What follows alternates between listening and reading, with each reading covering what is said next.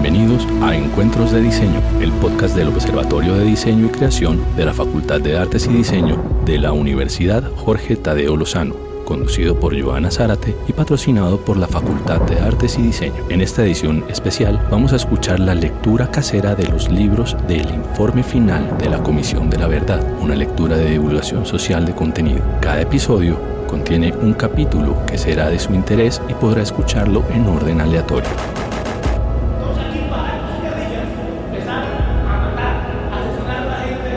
Hola a todos y todas. En esta edición especial de Encuentros de Diseño, queremos apoyar una iniciativa ciudadana de lectura casera del informe de la Comisión de la Verdad. En este episodio, escucharemos a Ana Cristina Restrepo Jiménez, periodista de la Universidad Pontificia Bolivariana, magíster en estudios humanísticos de EAFIT, columnista en El Espectador y El Colombiano, panelista en Blue Radio. Esperamos hay que futuro si hay verdad. y la compartan con el Informe mundo. final, Escuchemos. Comisión para el Esclarecimiento de la Verdad, la Convivencia y la No Repetición.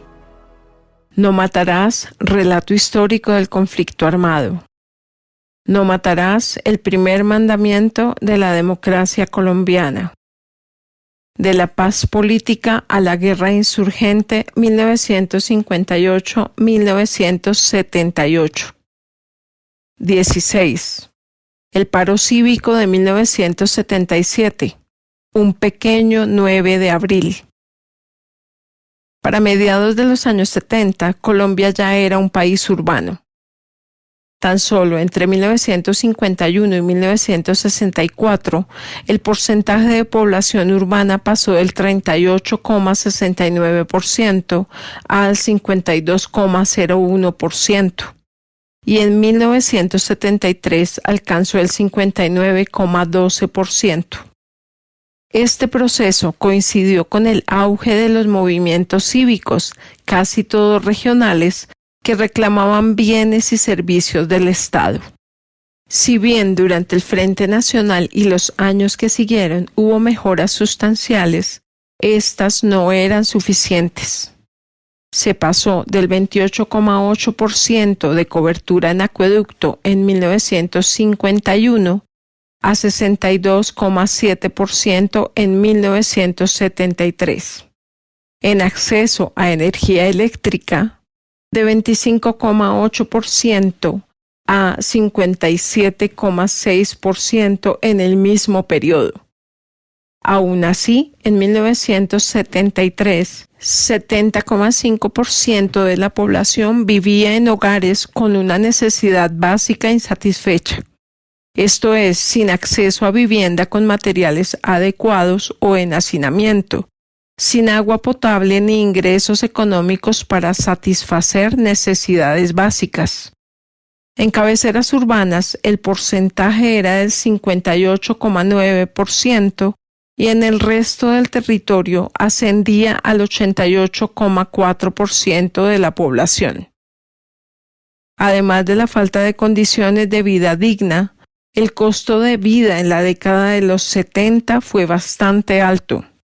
La inflación pasó del 6,83% en 1970 a 28,30% en 1977. El malestar social iba en ascenso. Mientras que en los años 60 el promedio de protestas fue de 139 al año, solo hasta 1973, los años 70 acumulaban un promedio de 944 protestas anuales, principalmente por la movilización campesina del 71. Y a partir de esta fecha, la década presentaría importantes picos de movilización, como el de 1975 con 722 acciones. Aunque las protestas del movimiento cívico en las ciudades capitales tuvieron mayor difusión mediática, como el que estaba en contra de la construcción de la Avenida de los Cerros en Bogotá, 1971-1973, en las pequeñas poblaciones hubo innumerables protestas con las que se buscaba el mejoramiento de servicios públicos o carreteras. Por ejemplo, en enero de 1974 en Puerto Asís, 6.400 habitantes salieron a protestar por la carencia de alcantarillado y de un hospital. 3 meses después, en Chaparral, Tolima, 14.600 habitantes se congregaron en la plaza central para exigir el mejoramiento de las carreteras. La respuesta estatal estuvo centrada en la declaratoria de los estados de sitio y la represión de las protestas, lo que produjo un círculo vicioso en el que se generaron nuevas protestas. Así pues, hacia mediados de los años 70, la radicalización se sentía en el ambiente social.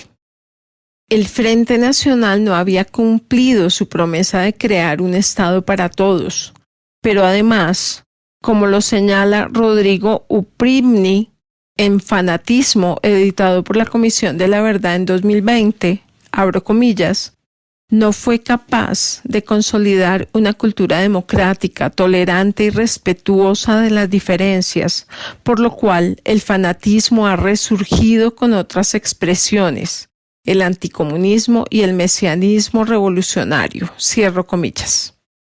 La violencia iba en ascenso, pero era una violencia selectiva que pegaba en los procesos sociales, amparada en el estado de sitio. Las primeras elecciones presidenciales por fuera de este pacto las ganó Alfonso López Michelsen, opositor del Frente Nacional y fundador del Movimiento Revolucionario Liberal MRL, que durante 3 lustros había mantenido posiciones de izquierda liberal. López había vuelto al redil del Partido Liberal y era el candidato oficial de ese partido que, para entonces, ya era mayoritario. Así lo recordó Clara López. Abro comillas. Yo que estuve en la campaña, me sorprendía esa ilusión, esa esperanza, esa fe ciega de la gente cuando López echaba un discurso diciendo que se tenían que apretar el cinturón porque la lucha contra la inflación iba a ser muy dura. Aplaudían con una veneración. A la gente le salían lágrimas. Era de verdad la esperanza de que se cumpliera esa etapa de la revolución en marcha inconclusa de López Pumarejo y del grito revolucionario del movimiento revolucionario liberal, en salud, educación, techo, tierra, trabajo, que es lo que la gente en este país siempre ha reclamado, siempre ha querido, y en esa época, mucho más que hoy, estaba demasiado lejano, cierro comillas.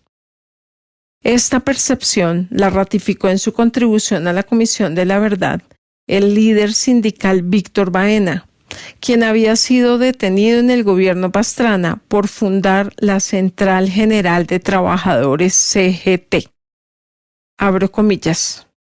Cuando aparece la candidatura del doctor Alfonso López, eso creó algunas esperanzas de que ese gobierno de pronto iba a ser un gobierno realmente liberal, más abierto, menos represivo y, sobre todo, también contaba a favor del doctor López la administración de su padre, el doctor Alfonso López Pumarejo, que indudablemente fue una personalidad de gran sensibilidad social, en cuyo gobierno hubo progresos y aportes importantes para los trabajadores colombianos, cierro comillas. El gobierno implementó una reforma tributaria progresiva que gravaba las ganancias ocasionales, valorizaciones y las ventas de acciones y activos. La renta presuntiva obligaba a todo aquel que tuviese algún activo a pagar impuestos. A la par de esas medidas económicas se produjeron diversas acciones de política social. Y en señal de pluralismo político y desde una visión de centroizquierda, se promovieron nombramientos como los de Luis Carlos Pérez, rector de la Universidad Nacional. López restableció las relaciones con Cuba y reemplazó los contratos de concesión por contratos de asociación en la explotación petrolera. La emergencia económica decretada por el gobierno, el déficit de servicios públicos y vivienda, los precios del transporte público, así como la reducción de subsidios, crearon un inconformismo social que explotó el 14 de septiembre de 1977 con el paro cívico nacional. Este aglutinaba el clamor de los movimientos sociales y hacía eco con el sentimiento de frustración que se contrastaba con la respuesta represiva del gobierno para apaciguar la movilización social. La convocatoria del paro tuvo un éxito inmediato. Aunque lo anunciaron las 4 centrales obreras, se sumaron docentes y estudiantes, empleados independientes, campesinos, partidos políticos de izquierda, intelectuales y hasta el sector ospinista del Partido Conservador. Semanas antes del paro, amparado en el estado de sitio, López emitió un decreto en el que advertía lo siguiente. Abro comillas. La declaratoria de paros cívicos nacionales, la realización de paros ilegales y la amenaza de persistir en huelgas, cuyo levantamiento ha sido ordenado de conformidad con la ley, son hechos susceptibles de producir la desvertebración del régimen republicano vigente. Mientras subsista el actual estado de sitio, quienes dirigieran, promovieran, fomentaran o estimularan en cualquier forma el cese total o parcial, continuo o escalonado de las actividades normales de carácter laboral o de cualquier otro orden, incurrirán en arresto inconmutable de 30 a 180 días. Cierro comillas. Tomado del decreto 2004 de 1977 de la Presidencia de la República de Colombia.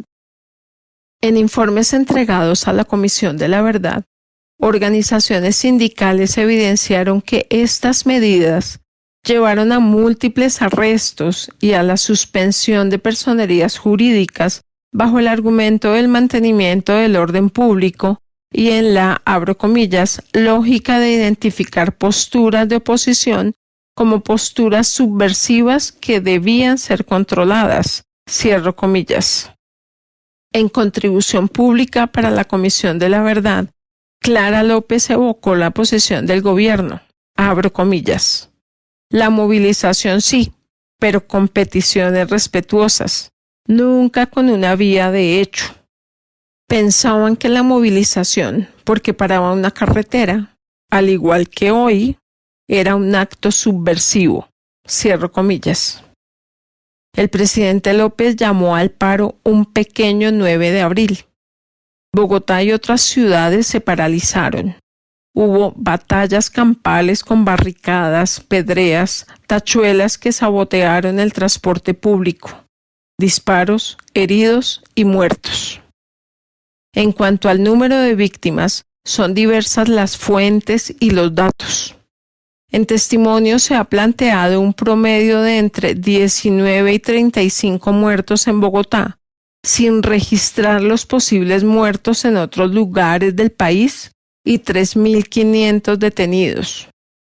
Mientras que en algunos análisis historiográficos se reportan aproximadamente 25 muertos en Bogotá y entre 3.450 y 3.500 detenidos. La revista Alternativa planteó en ese momento el siguiente saldo de los hechos. Abro comillas. El número de heridos es difícil de calcular.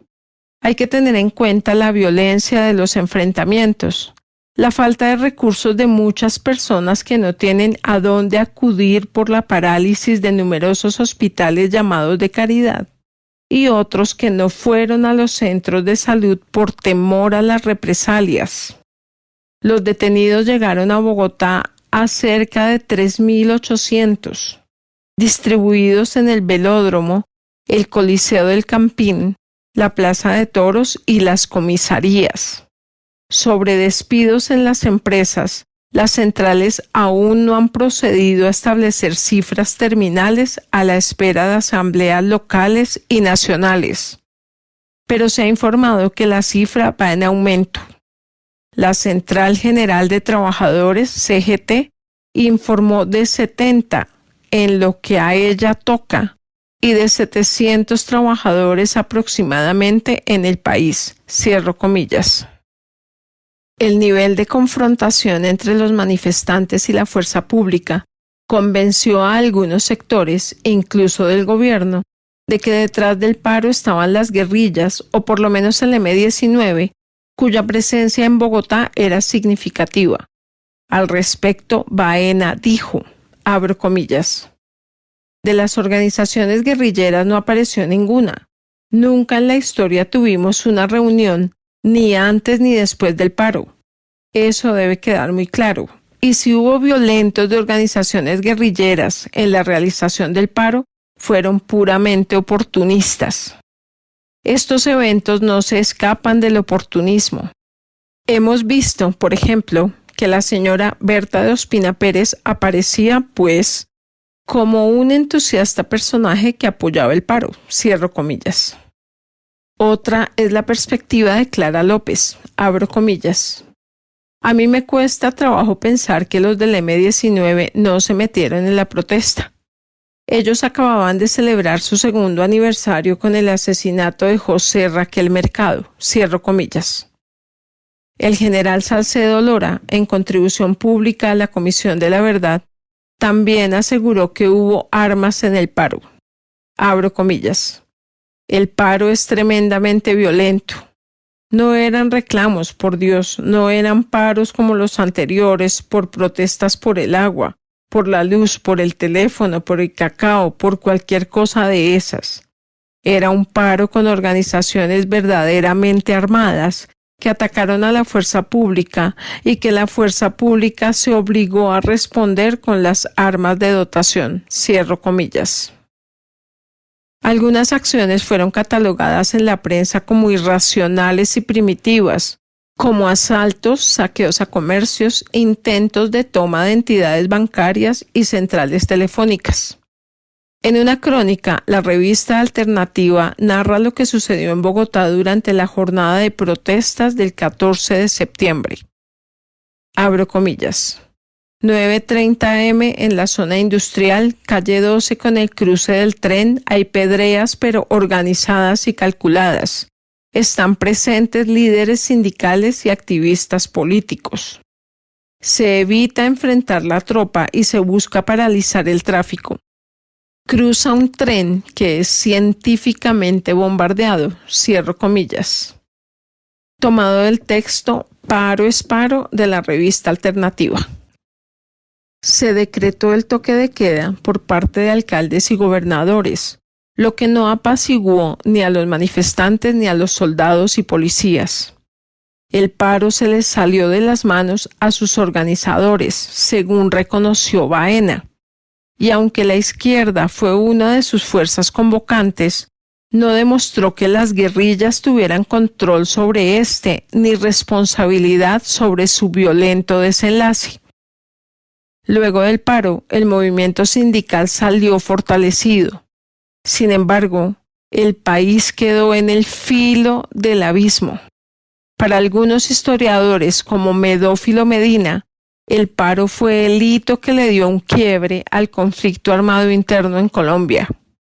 Antes de este paro, la guerrilla operaba bajo la premisa de acumular fuerzas que, en la estrategia de la guerra popular prolongada, consistía en un trabajo clandestino de convencimiento a los diferentes pobladores mientras ganaba territorio en el campo.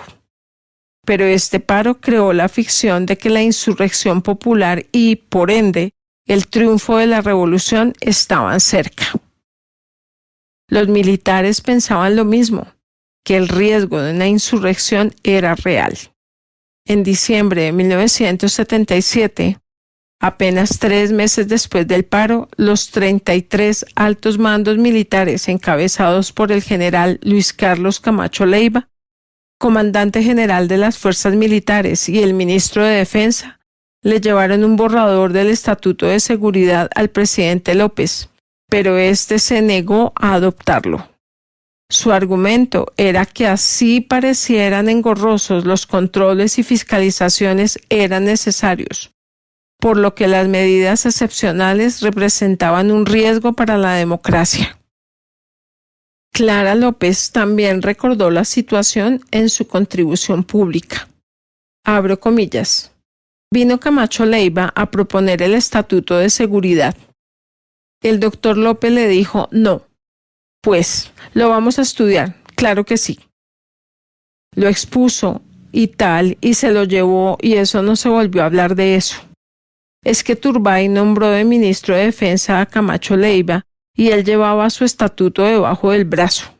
Además, el estatuto era horripilante.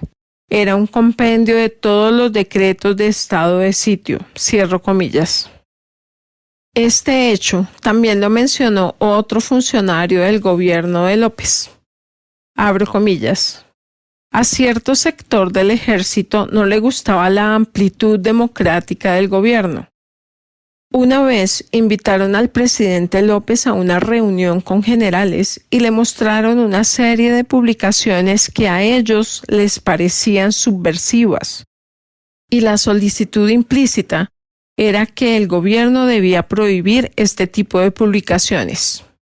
Yo acompañé al presidente a esa reunión. Cuando terminó la reunión, López agradeció la invitación y se levantó y nos fuimos. No hizo el más mínimo comentario. No le podían presentar a un liberal como él a hacer censura de prensa. Tiempo después, el Estatuto de Seguridad se lo propusieron a López y dijo que no. Cierro comillas. Sin embargo, Julio César Turbay Ayala, 1978-1982, lo adoptó apenas un mes después de su posesión como presidente. El paro cívico de 1977 también le recordó al país que una de las fallas geológicas del régimen político son las cíclicas crisis de representación política de lo social. El descontento que se expresó en las protestas no fue canalizado por los partidos políticos como principales puentes de las demandas de la sociedad hacia el Estado. Lectura casera hecha por Rita Astrid Rodríguez.